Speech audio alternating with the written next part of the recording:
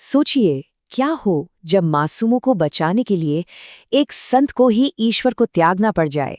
आज हम एक ऐसी ही कहानी को समझने वाले हैं जहां आस्था और पाप के बीच की लड़ाई एक बहुत ही अनएक्सपेक्टेड मोड़ लेती है।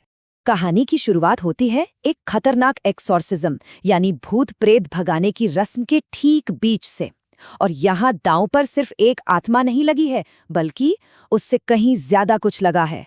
मेक्सिको की धूल भरी गलियों में फादर पीटर विलियम्स का नाम उम्मीद का दूसरा नाम बन चुका है। लोग उन्हें एक जिंदा संत मानते हैं जो अनाथों के लिए ही जीते हैं।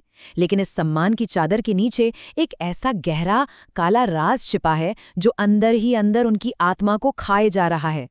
दुनिया की नज़रों में तो वो एक संत हैं, पर जब दरवाजे बंद होते हैं तो वो सिर्फ एक इंसान है। एक ऐसा इंसान जो पिछले 18 सालों से एक पाप के बोझ तले दबा हुआ है, और उसे लगता है कि ईश्वर ने उसे कभी माफ नहीं किया। उनकी शोहरत इतनी बढ़ चुकी है कि वेटिकन की दीवारों में भी उनके नाम की गूंज है। उन्हें एक ऐसे सिंबल के तौर पर देखा जाता है जिसके जरिए खुद ईश्वर चमत्कार कर रहे हैं। लेकिन वो नहीं जानते कि असलियत कितनी अलग है। ये 18 साल की खामोशी अचानक एक फ़ोन कॉल से टूट जाती है। एक लोकल जेल से आई ये कॉल फादर पीटर को सीधा उनके अतीत के अंधेरे में वापस खींच लेती है। जेल के अंदर एक महिला कैदी है, एस्परांजा। उसकी हालत डॉक्टरों और गार्ड्स किसी के भी समझ से बाहर है। ये कोई बीमारी नहीं है, ये कुछ और ही है, कुछ बहुत ज्यादा भयानक। उसके लक्षण किसी मेडिकल किताब में नहीं मिलने वाले। 2 हफ्तों से उसने कुछ खाया नहीं, फिर भी उसके अंदर एक अमानवीय ताकत है। वो ऐसी बातें जानती है जो उसे कभी पता नहीं होनी चाहिए थी। तो जब विज्ञान हार मान लेता है, तब आस्था को बुलाया जाता है।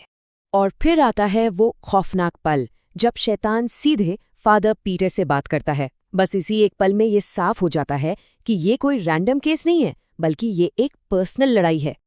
आज जो हो रहा है ना, उसकी जड़ें 18 साल पहले के उस एक पाप में है। एक ऐसा पाप जिसने फादर पीटर की जिंदगी को हमेशा हमेशा के लिए बदल दिया था। और फिर सच बाहर आता है, एक ऐसा सच जो सब कुछ बदल कर रख देता है। एस्पेरांजा, वो जेल में बंद लड़की, असल में फादर पीटर की अपनी बेटी है। शैतानी कब्जे और एक पल की कमजोरी का जीता जागता सबूत। एस्पेरांजा की माँ मगाली उसे बताती है कि वो शैतान कभी गया ही नहीं था। तो अब अपनी बेटी को बचाना सिर्फ एक रस्म नहीं है, बल्कि फादर पीटर के लिए अपने पापों से मुक्ति पाने का ये एकमात्र रास्ता है। अब ये लड़ाई अपने आखिरी मोड़ पर आ चुकी है। पीटर ये जानता है कि वो अकेला इसका सामना नहीं कर सकता, इसलिए वो दुनिया के सबसे बड़े एग्जॉर्सिस्ट फादर माइकल से मदद मांगता है। लेकिन उम्मीद की वो आखिरी किरण भी बुझ जाती है। पता चलता है कि फादर माइकल खुद उसी शैतान से एक सौदा कर चुके हैं, और अब वो बेबस हैं, शक्तिहीन हैं। पीटर अब इस लड़ाई में बिल्कुल अकेला है। अब शैतान बलबन अपना आखिरी दांव चलता है। वो पीटर के सामने एक ऐसा भयानक विकल्प रखता है, एक ऐसा चुनाव जिसके नतीजे पूरी दुनिया को तबाह कर सकते हैं।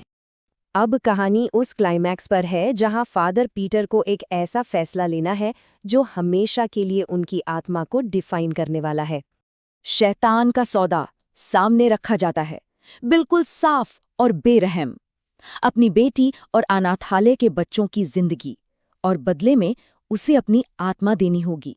उसे ईश्वर को छोड़कर हमेशा के लिए शैतान का बनना होगा। और जिस पल पीटर अपना फैसला लेता है, अनाथालय के 112 बीमार बच्चे एक चमत्कार की तरह ठीक हो जाते हैं। दुनिया की नज़रों में ये एक चमत्कार था जिसने पीटर को एक महान संत का दर्जा दे दिया। लेकिन एग्ज़ोर्सिज्म के बाद जो होता है वो बहुत ही बेचैन करने वाला है, क्योंकि जो दुनिया देख रही है, असलियत उससे बिल्कुल बिल्कुल अलग है। और यहीं पर सबसे बड़ा धोखा है। जहां दुनिया एक संत के चमत्कार का जश्न मना रही है, वहीं नरक एक और आत्मा को जीतने का जश्न मना रहा है।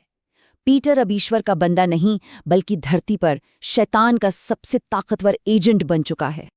और यहीं बलबन की असली योजना सामने आती है। उसका मकसद स्वर्ग पर कब्जा करना था, है ही नहीं। उसका मकसद तो मानवता के सबसे पूजनीय धार्मिक इंसान पर कब्जा करके इस धरती पर राज करना है। तो सवाल ये है कि ये एक संत का बलिदान था या शैतान की सबसे बड़ी जीत? उसने अपनी आत्मा बेचकर मासूमों को तो बचा लिया, लेकिन क्या होता है जब अच्छाई का सबसे बड़ा प्रतीक अंदर से बुराई का गुलाम बन जाए? शायद शायद यही शैतान की असली जीत है।